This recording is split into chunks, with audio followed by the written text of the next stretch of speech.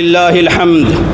الله أكبر كبيرا والحمد لله كثيرا وسبحان الله بكرة وأصيلا. الله أكبر عدد ما ذكر الذاكرون، الله أكبر عدد ما حمد الحامدون، الله أكبر عدد ما كبر المكبرون، الله أكبر عدد ما هلل المهللون.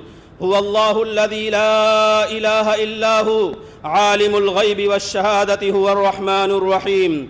هو الله الذي لا إله إلا هو الملك القدوس السلام المؤمن المهيمن العزيز الجبار المتكبر، سبحان الله عما يشركون.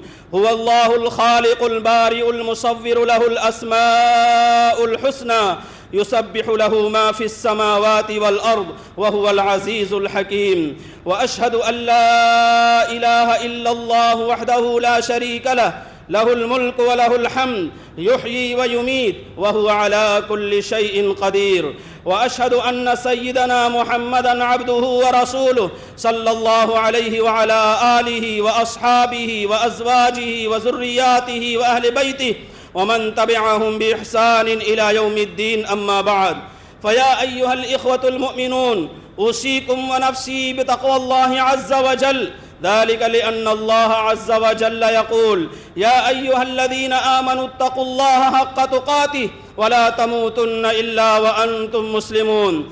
وأوصيكم ونفسي باختيار ملة إبراهيم عليه الصلاة والسلام، ذلك لأن الله عز وجل يقول: ملة أبيكم إبراهيم هو سماكم المسلمين من قبل وفي هذا ليكون الرسول شهيدا عليكم وتكونوا شهداء على الناس. الله أكبر، الله أكبر، لا إله إلا الله، والله أكبر، الله أكبر ولله الحمد. أيها الإخوة المؤمنون، من عظيم فضل الله سبحانه وتعالى علينا أنه أكرمنا بعيد الأضحى. وعيد الأضحى يوم الفرح والسرور ويوم السعادة والحبور. عيد الأضحى يوم التسبيح والتحميد والتهليل والتكبير. عيد الأضحى يوم الأكل والشرب ويوم الفداء والتضحية. عيد الأضحى يوم الحب والغرام والعشق والهيام. عيد الأضحى هو يوم توحيد المسلمين، ففي هذا اليوم يجتمع الناس والمسلمون من شتى الأجناس ومن شتى الطبقات ومن شتى الفئات، ويكونون في صف واحد، وقد ذابت عنهم الفواصل والفوارق، وقد إمحت منهم الحدود والقيود، فإنهم سواسية كأسنان المشط. فهذا اليوم جاء ليوحدنا، وكذلك الصلوات الخمس والجمعات المتتاليات إنها توحدنا. هذا اليوم جعله الله عز وجل عيدا لنا، فهنيئا لكم أيها المؤمنون هذا العيد السعيد، هنيئا لكم أيها المؤمنون هذا اليوم المبارك. تقبل الله عز وجل منا ومنكم صالح الأعمال، وأعاده الله عز وجل علينا بالخيرات والبركات والحسنات، وكل عام وأنتم بخير. وقد قال النبي صلى الله عليه وآله وسلم: لكل قوم عيد وهذا عيدنا. الله أكبر، الله أكبر، لا إله إلا الله، والله أكبر، الله أكبر ولله الحمد. أيها الإخوة المؤمنون، الأضاحي في الإسلام من شعائر الله عز وجل. كان المشركون في الزمن الجاهلي يذبحون الحيوانات تقربا لأصنامهم وأوثانهم، وكان اليهود والنصارى يقدمون النذور والقرابين حسب عاداتهم وتقاليدهم وأعرافهم، وكانوا يتوخون من خلال ذلك أهدافا ساقطة وغايات هابطة. لكن الإسلام حينما جاء، لكن الشريعة المحمدية حينما نزلت، فأعطانا الله عز وجل أعيادا إسلامية، وهذه الأعياد لها جانبان: جانب رباني وجانب إنساني. أما الجانب الرباني فهو أداء ركعتين من الصلاة كما نحن صلينا، وأما الجانب الإنساني فهو تقديم الأضاحي في سبيل الله عز وجل بالإخلاص وبالتقوى. وقد بين الله سبحانه وتعالى مقاصد وأهداف وغايات هذه الأضاحي في آيات 3 في القرآن الكريم. قال الله سبحانه وتعالى: فصل لربك وانحر، أي انحر لابتغاء وجه الله عز وجل وتقرب إلى الله عز وجل بالأضاحي. وهناك آية ثانية الله سبحانه وتعالى يقول: لن ينال الله لحومها ولا دماؤها ولكن يناله التقوى منكم. فغاية الأضاحي التقوى، والتقوى معناها الخشية، والتقوى معناها الخوف، والتقوى معناها الالتجاء إلى الله عز وجل، والتقوى معناها امتثال أوامر الله تعالى واجتناب نواهيه. وأما الآية الثالثة فهي كما قال الله سبحانه وتعالى: قل إن صلاتي ونسكي ومحياي ومماتي لله رب العالمين لا شريك له وبذلك أمرت وأنا أول المسلمين. الله أكبر، الله أكبر، لا إله إلا الله، والله أكبر، الله أكبر ولله الحمد.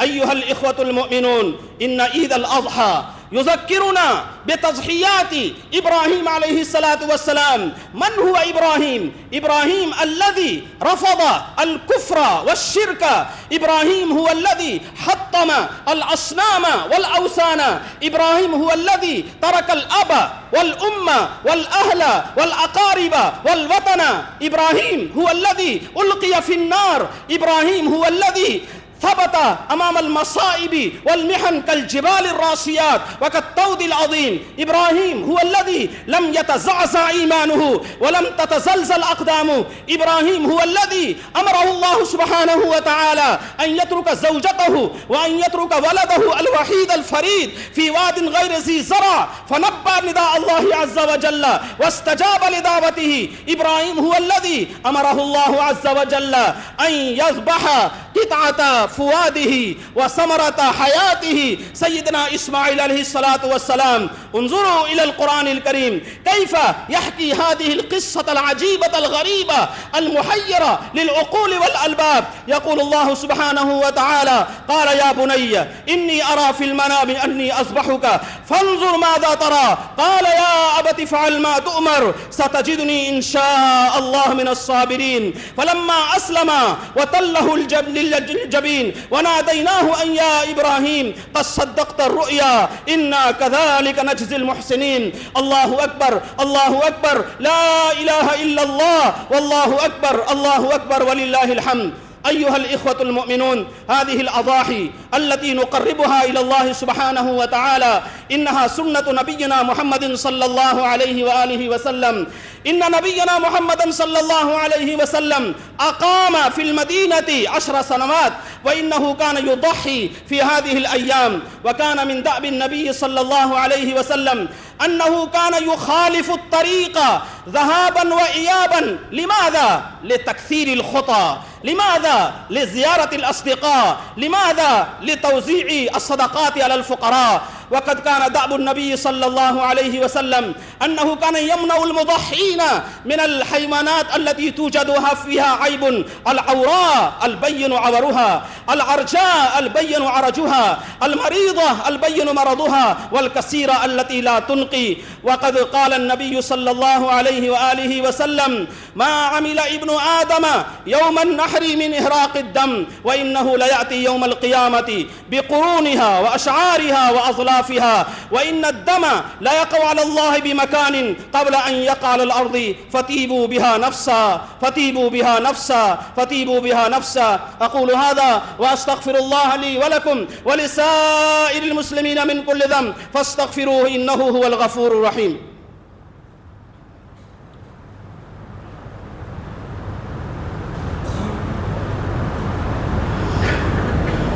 الحمد لله نحمده ونستعينه ونستغفره ونؤمن به ونتوكل عليه، ونعوذ بالله من شرور أنفسنا ومن سيئات أعمالنا. من يهده الله فلا مضل له ومن يضلله فلا هادي له، ونشهد أن لا إله إلا الله وحده لا شريك له، ونشهد أن سيدنا محمدا عبده ورسوله صلى الله عليه وعلى آله وأصحابه وأزواجه وذرياته وأهل بيته وبارك وسلم تسليما كثيرا كثيرا.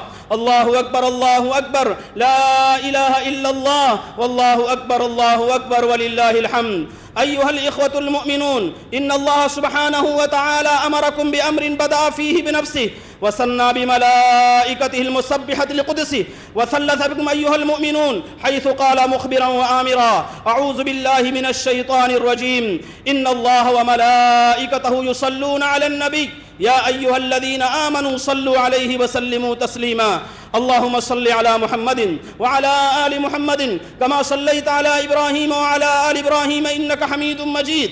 اللهم بارك على محمد وعلى آل محمد كما باركت على إبراهيم وعلى آل إبراهيم إنك حميد مجيد. اللهم صل وسلم على سيدنا ونبينا محمد وعلى آله وأصحابه ولا سيما على سيدنا أبي بكر الصديق صاحب رسول الله في الغار، وعلى سيدنا عمر الفاروق قام أساس الكفار، وعلى سيدنا عثمان ذي النورين صاحب الحياء والوقار، وعلى سيدنا علي المرتضى أسد الله الجبار رضي الله تعالى عنهم جميعا، وعلى سيدي شباب أهل الجنة الحسن والحسين رضي الله تعالى عنهما، وعلى أمهما سيدة النساء فاطمة الزهراء رضي الله تعالى عنها، وعلى عمي النبي المكرمين بين الناس أبي عمارة حمزة بالفضل العباس، وعلى سائر الصحابة والتابعين ومن تبعهم بإحسان إلى يوم الدين. أولئك حزب الله، ألا إن حزب الله هم المفلحون.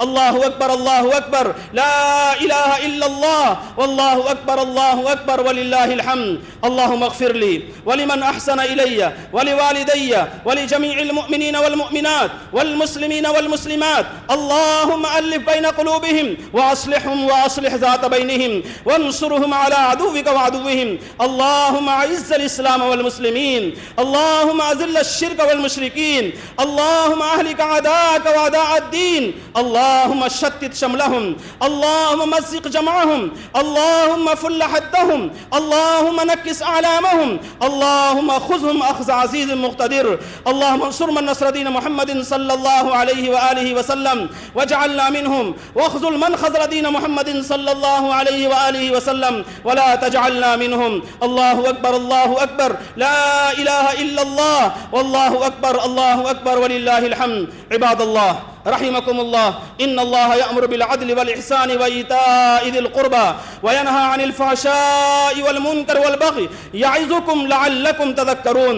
اذكروا الله العلي العظيم يذكركم وادعوه يستجب لكم واشكروا نعمه يزدكم ولذكر الله تعالى أعلى وأولى وأجل وأتم وأهم وأكبر والله يعلم ما تصنعون.